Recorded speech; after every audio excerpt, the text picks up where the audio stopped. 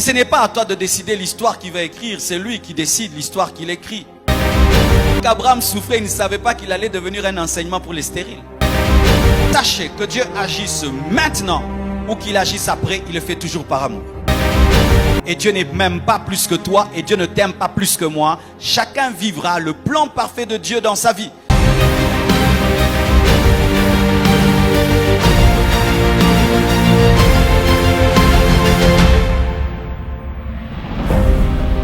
Le problème des fois, c'est que nous pensons que nos vies nous appartiennent alors que nous sommes des livres entre les mains de Dieu et Dieu écrit l'histoire.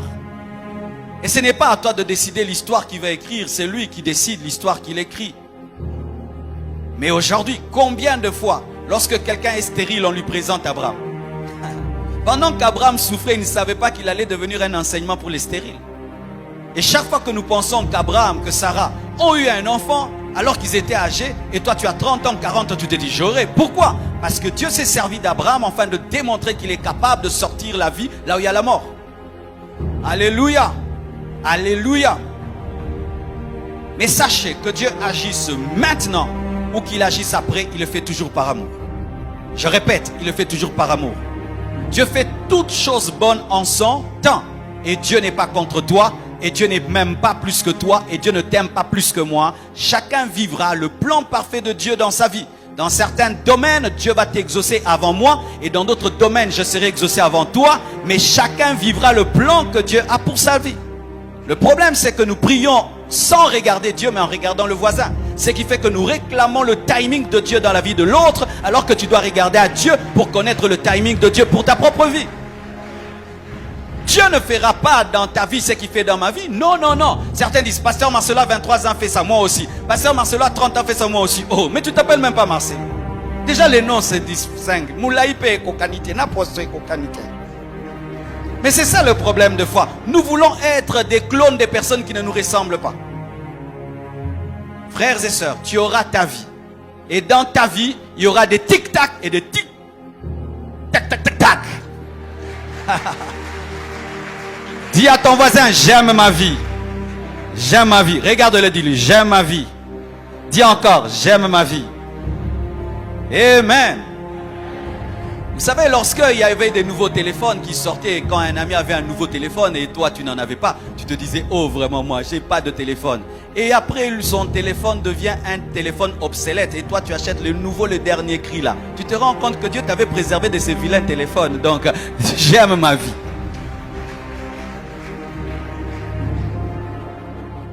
Dieu agit directement, Dieu agit lentement, mais dans son amour.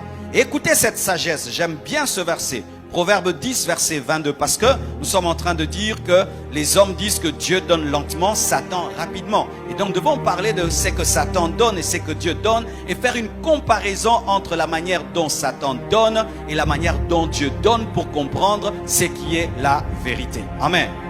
Proverbe 10, verset 22 dit, c'est la bénédiction de l'Éternel qui enrichit et elle ne se fait suivre d'aucun chagrin.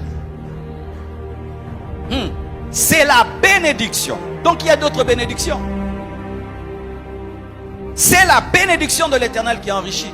Donc il y a d'autres bénédictions aussi qui appauvrissent.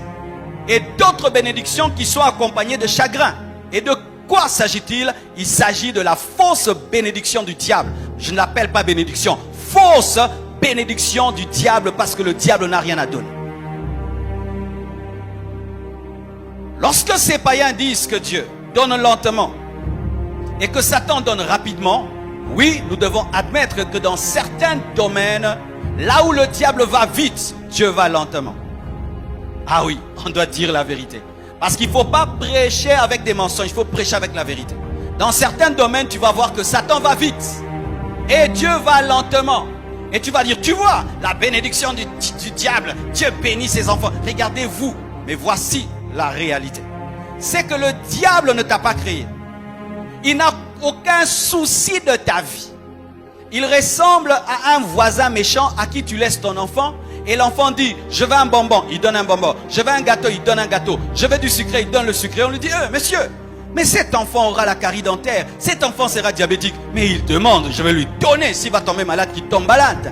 Mais le père de l'enfant, quand l'enfant va dire, je veux un bonbon, il donne un bonbon. Encore un bonbon, pas de bonbon. Tu vas manger des légumes, tu vas manger la viande, tu vas manger le poulet. L'enfant va croire que papa ne l'aime pas. Et c'est l'autre qui l'aime. Mais qui l'aime véritablement, c'est papa qui l'aime. Pendant que le diable donne des bonbons, Dieu te donne des légumes. Mais ce n'est pas que tu es en retard, il y aura le temps des bonbons. Donne-moi la main. Car on ne mange pas le dessert au début du plat, on mange à la fin. Mais le diable donne des desserts à ses enfants au début, au milieu et à la fin. Il a un menu dessert, dessert, dessert. Mais Dieu, tu vas manger les légumes. Et puis tu vas manger les os. Et après, tu vas manger les desserts. Frères, sœurs, c'est la bénédiction de l'Éternel qui enrichit. Toutes les autres n'enrichissent pas. Même celles qui viennent des hommes n'enrichissent pas. Mais il y a une seule. Pourquoi? C'est la bénédiction de l'Éternel qui enrichit. Parce qu'elle a une particularité. Elle s'accompagne de paix. Pour dire quoi? Quand ils disent, le diable donne vite, mais ils ne précisent pas dans quelles conditions. Il donne vite, oui, un jeune garçon vient, il a 20 ans, je vais devenir une star. Star de quoi? Je vais devenir un grand footballeur. Ok, amène ton pied. On lui amène le pied là. On met des trucs dedans, Mais on lui dit, toi, de 0h à 5h du matin, tu ne dois pas dormir. Tu le vois marquer des buts, mais il ne dort pas. Pendant que toi, tu ronfles et tu vois Michael, Gabriel, lui, il ne peut pas dormir. Il a que du café. Est-ce que ça, c'est la bénédiction? Oh, ce jeune-là, il a commencé à chanter. Voici, c'est un millionnaire. J'ai grandi avec lui. On est étudiants ensemble. Il n'a que 25 ans. Il a des voitures. Il a des maisons. Il voyage dans le monde entier. Mais il a donné son père. Il a donné sa mère. Il a donné tout le monde. Et même quand il aura tout ça, qui va manger ça? Ça, c'est la bénédiction? Frère, lorsque quelqu'un affirme des choses qui sont bêtes, il faut lui montrer que c'est vraiment bête.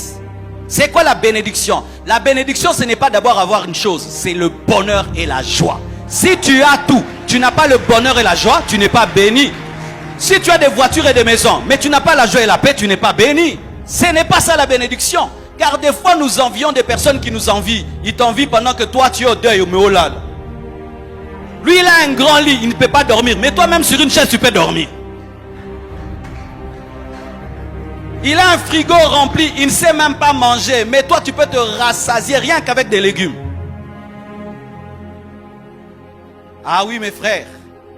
Je passais souvent devant une grande maison à ma campagne. Très, très grande maison. Et un jour, là, Dieu a permis que je sois invité dans cette maison pour prier.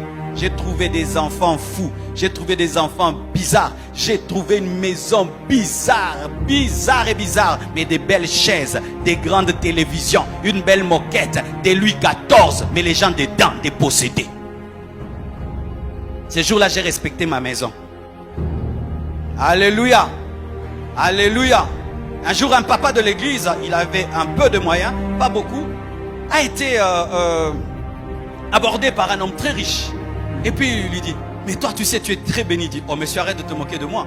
Mais toi tu es plus riche que moi. Il dit, non. Toi tu es plus riche que moi. Pourquoi? Toi tu as la paix et la joie. Moi j'ai pas la joie, j'ai pas la paix. Frères et sœurs, c'est la bénédiction de l'Éternel qui enrichit. Car elle ne se fait suivre d'aucun chagrin. Et lorsque dans ta vie tu remarques que tu dis que tu es béni, mais tu as du chagrin, ce n'est pas Dieu qui t'a béni. Soit tu as volé, tu as un problème de culpabilité, mais ce n'est pas Dieu. Dieu, lorsqu'il bénit, il y a une marque déposée, la paix. La paix. Alléluia. Alors quand quelqu'un dit, oh, le diable, il donne plus vite que Dieu, et tout, et pose la question, il donne avec la paix, hein? Il donne avec la paix. Oh non. Est-ce qu'il donne avec la paix? Comment il va me donner des milliards, mais je n'ai pas la paix? Mais je suis un pauvre, n'est-ce pas? Je suis un pauvre si j'ai des milliards mais je n'ai pas la paix. Je suis un pauvre. Si j'ai des milliards et j'ai bouffé toute ma famille, je suis un pauvre. Si j'ai des milliards et la nuit, il y a des serpents qui m'apparaissent pour me donner de l'argent, je suis un pauvre. Si j'ai des milliards et la nuit, il y a des voix qui me parlent, je suis un pauvre. Si j'ai des milliards mais en tuant des gens, en déclenchant des guerres, chaque fois que je vois mon argent, je pense, j'ai tué tel, j'ai empoisonné tel, j'ai mis telle personne en prison. Mais ça c'est la joie. Et certains même écourtent leur vie. Il doit vivre 70 ans, il va mourir à 40 ans. Et il a du succès pendant 40 ans. Mais lui-même sait qu'il a donné une partie de sa vie. Certains même ont donné même leur fécondité. Il sait qu'il n'aura jamais d'enfant. Et toi, tu l'envies, Ah, j'aimerais être comme lui. Stérile aussi comme lui alors. Alléluia. N'enviez pas le monde. L'amour du monde est inimitié contre Dieu. N'enviez jamais un païen. N'enviez jamais un païen. Jamais, jamais. Tu ne sais pas ce qu'il fait, le prix qu'il paye devant le diable pour avoir ce qu'il a. Parce que le diable n'aime pas ses enfants. Il n'aime même pas les démons. Satan ne s'aime pas lui-même. Comment il va aimer les démons? Aimer même les sorciers et les païens. Parce que si le diable s'aimait, il n'allait pas se rebeller contre Dieu. C'est une folie, une telle personne. Alléluia. Le diable ne bénit pas. Vous savez aussi pourquoi il ne bénit pas? Parce qu'il était dépouillé. Un dépouillé n'a rien à donner. C'est pourquoi même quand il vient te proposer, en soi il te parle de ta vie. De ce que tu seras. Oh, toi tu es très intelligent, hein? On veut maintenant te rendre intelligent. Ah, est-ce que vous entendez ce que vous dites? Vous avez remarqué que dans les universités, ils ne cherchent jamais le dernier de la classe. Ils viennent chercher celui qui distingue pour dire, tu seras un grand. Je suis déjà grand, papa. Ma soeur, quand on vient te dire, tu es une femme, tu vas épouser des grands hommes, deviens troisième femme, quatrième femme. Le diable a vu que toi, si tu épouses un homme, il sera un homme stable. Il n'a rien à te donner. Il ne vient te parler que de ton futur. Il est venu proposer à Jésus-Christ le règne dans ce monde, alors que cela appartenait à son futur. Jésus était appelé à dominer sur la terre, et lui vient et dit, je te donne la domination. Vraiment un escroc. Quand tu étais à la maternelle et que tu avais des zéros, il n'est pas venu. Maintenant que tu as fini tes études avec distinction, il vient au travers d'un professeur d'université. Petit, tu vois, tu as une étoile, tu as un œil. Oh, comment tu vois ça maintenant? C'est pourquoi j'aime Dieu. Lui, il te prend de zéro et fait de toi un grand. Parce qu'il a la capacité de donner la forme aux choses. C'est la bénédiction de l'Éternel qui en... Alléluia. Et la Bible dit dans Jean 10, verset 10, la Bible dit, le voleur ne vient que, spécialité, quand on dit ne vient que, c'est ça sa spécialité. Dérober, égorger, détruire. Quand tu vois même le diable en train de construire, il est en train de détruire. Il ne sait faire que ça. Quand tu vois le diable en train de réparer, il est en train de voler. Quand tu vois le diable en train de donner la vie, il ment, il est en train d'égorger.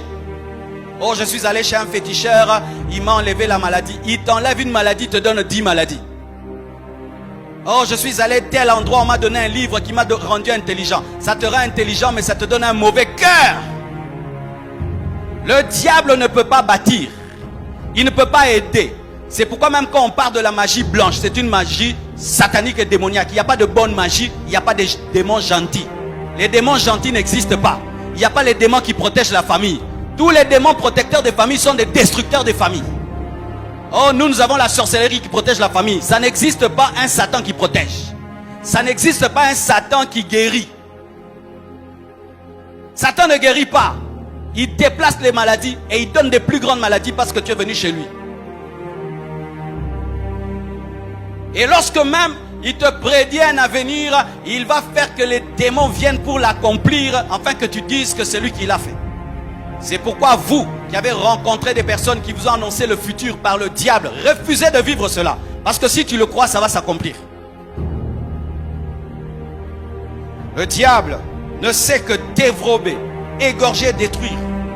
Toutes les personnes qui sont allées dans le monde des ténèbres pour se faire aider, même si vous avez reçu quelque chose, on vous a volé beaucoup plus que ce qu'on vous a donné. C'est un escroc qui te donne 10 $ pour te prendre 10 000 $. Un jeune garçon, vous imaginez, très très jeune, il est à l'université. Il va voir un féticheur pour réussir dans ses études. Et on lui donne le succès dans les études. Mais ce qu'il ne sait pas, c'est qu'une malédiction a été mise sur sa vie. Tous ses enfants devaient mourir. Non, l'enfant qui devait aimer le plus devait mourir. Et maintenant il devient riche et la fille qu'il aimait le plus meurt. Vous voyez l'escroquerie. Ne consultez jamais les marabouts.